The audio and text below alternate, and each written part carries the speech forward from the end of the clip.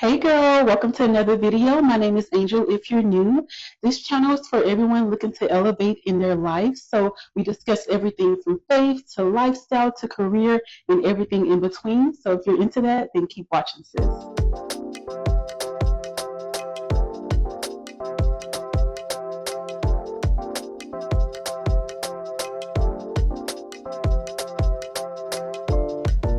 As you can see, we are back in the bathroom, so you know what that means. It's a get ready with me video. So today's video was really fun. We did a chit chat, get ready with me, just girl talk and talking about romanticizing your life and celebrating your wins. So it was so fun to film, and I hope you enjoyed as well. Hey girl, welcome back. So as you can see, we have a bare face today. So we're going to be doing a little bit of makeup. I'm going to be doing my hair, just getting ready to run some errands. So I said, why not just pull out the camera and do a little chit chat? So I'll just be discussing a few things that have been on my mind, and I feel like I'm not the only one. So let's get into it. Also, I'll be linking all the products below in the description. I'm trying to restart my LTK account. So if I get that up and running by the time this video is uploaded, that'll be linked down below as well. I'm going to start off with a little bit of serum. I love to have moisture to my skin before I apply my foundation. So this is just some hyaluronic acid, some good molecules, and it just really helps to get you that glow underneath your makeup so it can look like skin. And of course we have to moisturize the lips. So this is one of my favorite lip products here lately. So this is EOS, like the same brand that makes the lotion, but they have a lip butter in that vanilla cashmere scent. Eats every time, and it smells so good. So I've been loving this lately. I actually bought two. I bought one for my car and one for the house. We are moisturized and ready to go. So let me find my primer. Y'all, I've been traveling, and so my products are all over the place. So let's just use, this is e.l.f.'s Power Grip Primer. And we're going for like a light, no makeup look because I'm just running errands, so we don't need a full beat. So I'll be using this Fenty Skin Tint and probably some concealer and a little bit of powder, and that'll probably be it. So let's get into the girl talk. So I realized last week that I've been at my job for a full year, and I didn't even notice it until my job sent me a notification. And I'm like, wow, like I've been at my job for a whole year. Like, who is this girl? And I say that because if you know me, I was a travel nurse for a long time. So I was used to jobs being temporary, and I like that because I can get up and go whenever I wanted to. There was flexibility. But when I moved to Dallas last year, I decided I was going to get a full-time job as a nurse practitioner just to start working in my field, to be more confident in my skills as an NP. And so I did that on last year. And here we are today, a whole year working full-time as an NP, like being locked in, like learning the field, growing in my role, growing as a person, growing as a leader of a clinic.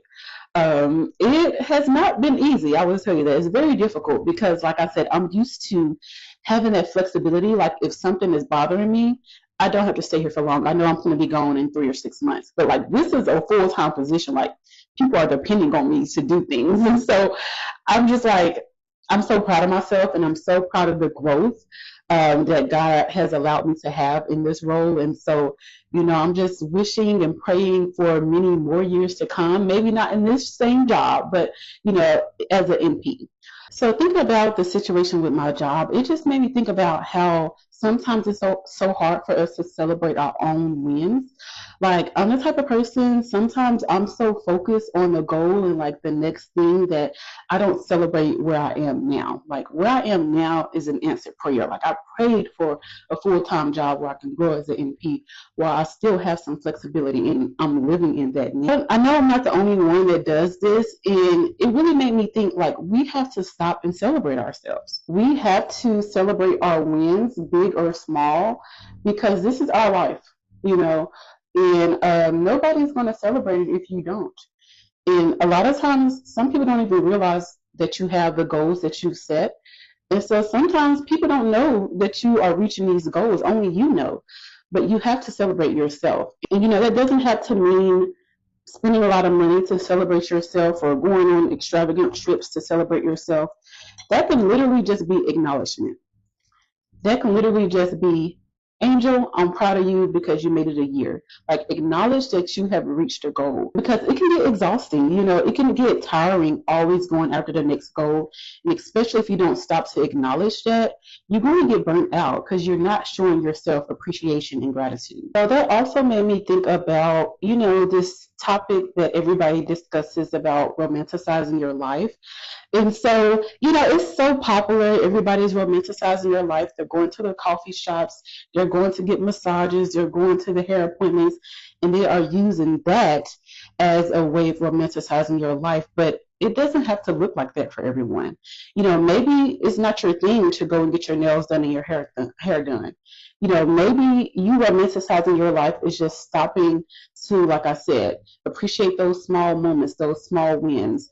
Maybe you romanticizing your life is actually you sitting and reflecting on how far you've come. Maybe you journaling about how far you've come, how proud of yourself you are. Like, romanticizing your life doesn't have to involve these extravagant things. Now, I'm not going to lie. I'm the type of girl that needs a little bit of both, okay? So I need a little bit of the slow romanticizing. So I need the journaling. I need the meditation. But I also may need to go buy myself something here and there, because I like tangible things as well. I like those things where I can feel and touch and be proud of, hey, I remember when I bought that purse, it's because I did this. So I need a little bit of both. And if you're that type of girly, hey, I'm with you. And because there are so many variations of romanticizing your life, it actually made me want to look up, like, what is the definition of this? So I really typed it in Google, y'all, like, what is romanticizing your life? So this is what pulled up. Romanticizing your life is about embracing mindfulness and finding beauty and joy in everyday moments, okay? It involves appreciating the small things, living with intention, and finding meaning in the ordinary. This trend encourages a shift in perspective to see the world and your own life with a sense of wonder and gratitude. Now, anywhere in there, did you see going on a trip, going to get facials and your hair and nails done? No.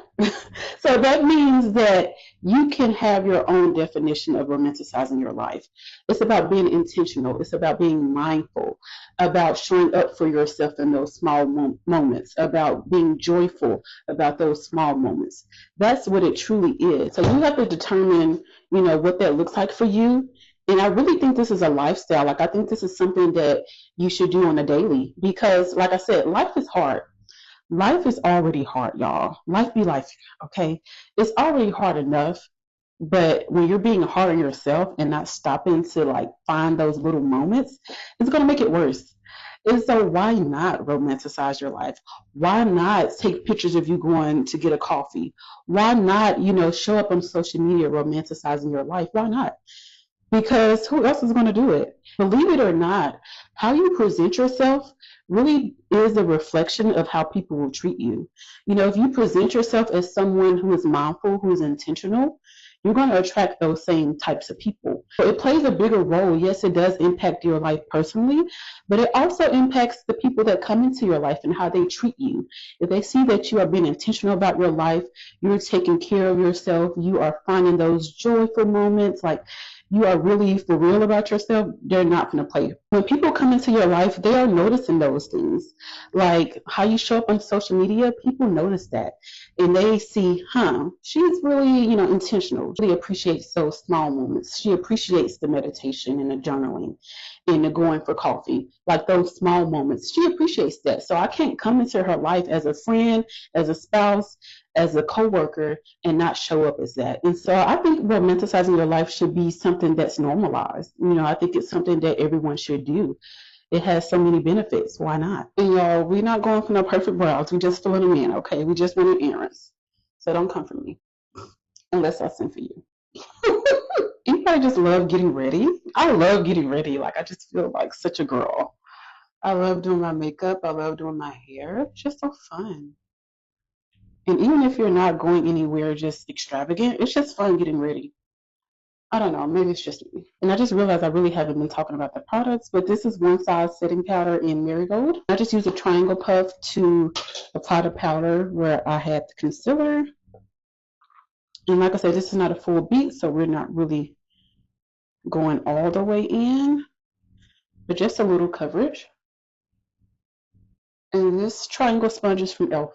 See, that's all you need, just a little bit, girl.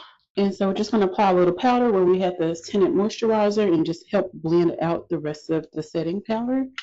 This is MAC's Studio Fix powder in NW48.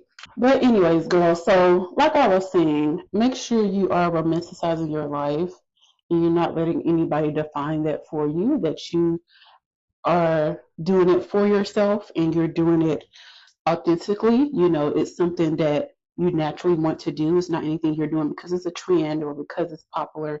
Like, you truly want to make sure you're keeping yourself first. So that's the base of the face, y'all. That's really it. I may just do a little blush just to kind of bring a little color to the face. This is NARS Arouse. You have to smile when you're doing a blush. It makes the cheeks pop. So you know I love leaving you guys with some practical tips that you can actually utilize in your life. So I wanted to discuss a few examples of how you can romanticize your life and what that could look like for you. So what I would start off with, if it was me, I would start with my morning routine, because I feel like your morning routine really sets the tone for the day. So, you know, a way to romanticize your morning routine is maybe wake up a little earlier. I know we don't like that, but maybe wake up a little earlier. Give yourself time to have a slow morning. Because a lot of times we're getting ready for work, we're just rushing, just going through the routine. Sometimes it's good to just slow down and allow yourself time to add those little extra things. So maybe you want to get up and journal in the morning. That's something you can add to romanticize your morning routine. It also helps you to kind of set your intentionality for the day, clear your head for the day, and then, you know, you go to work feeling lighter, feeling better. Or maybe you want to meditate in the morning. So you want to wake up a few minutes earlier, give yourself 5-10 minutes to just sit in the bed or sit in your living room and just meditate, have a clear mind, you know, clear your mind for the day. And this is One Size setting spray. So another example that just can add a little pocket of joy to your life, help you romanticize your life, is going for walks. I mean, it sounds so simple, but that's something you can do after work. You can do at lunch on work. It doesn't require a lot of effort, but it adds just a little bit of intentionality. So it helps you to clear your head. Also, you're getting some exercise in, so there's benefits there. But here lately, I've been loving after work walks, and I just feel like it's so refreshing. It clears my mind, and it's so cute. Like, who doesn't love a hot girl walk? You put on your cute little workout set, you know, your cute little Lululemon, and you go for a walk. Like, is it not cute? Is that not romanticizing your life? This is Better Than Sex mascara. Y'all know I am a mascara girly. Like, I really need to start back doing my clusters, but I just don't be having the time, y'all. I don't be having the time. So I've been a mascara girly for the past year. And I love this pink butter gloss by NYX. This is in Crème Brûlée. It's just a cute pinky color. Brings a little color to the lips. Gloss on top to kind of tone her down. This is just NYX clear gloss.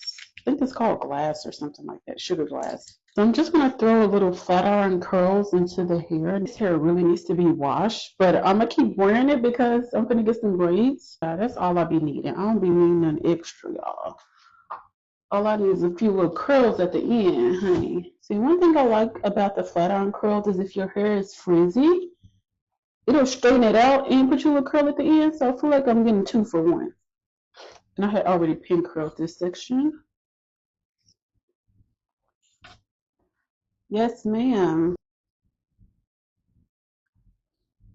So I did want to give one last tip before I go. So another way you can romanticize your life is by showing up in your relationships, showing up at work, showing up with your spouse as a person who is meaningful and intentional. And so some practical ways you can do that is by, one, enforcing boundaries. And you may be like, Angel, how is that romanticizing your life? If you are enforcing boundaries, that's telling the outside world that you are intentional about yourself. You care about the things that you allow in your life.